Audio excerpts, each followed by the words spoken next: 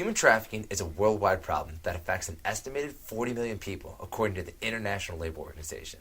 These victims generate $150 billion in profits for human traffickers around the world. Victims suffer in multiple forms of trafficking, from labor trafficking and sex trafficking to more than 15 million people who are trafficked into forced marriages worldwide. While people do not need to be moved or transported to be considered victims, there are many who are transported, and some are even transported to different countries. The United Nations Global Report on Human Trafficking from 2018 identified 124 different nationalities that were forced, frauded, or coerced into Western and Southern Europe for the purpose of trafficking. Looking at the United States, we find more than 95 different nationalities that are being trafficked into the country. Within the U.S., the Department of Justice secured more than 500 convictions for human trafficking in 2018 alone. While these convictions are encouraging, estimates suggest that there are at least 50,000 people trafficked into the U.S. every year.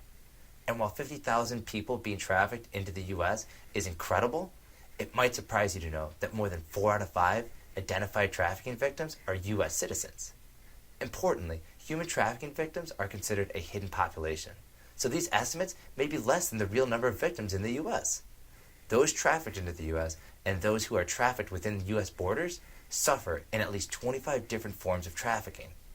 These include individuals being forced, frauded, or coerced into construction work, hospitality, magazine sales, forced begging, erotic dancing, pornography, carnivals, agriculture, domestic servitude, illicit massage parlors, forced prostitution, and more.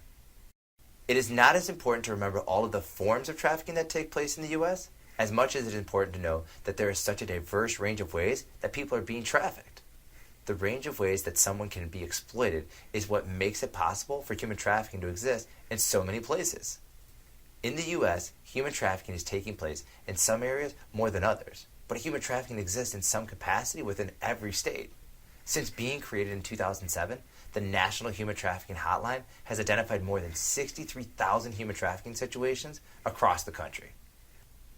The states that have the highest rates of identified human trafficking cases include California, Texas, and Florida.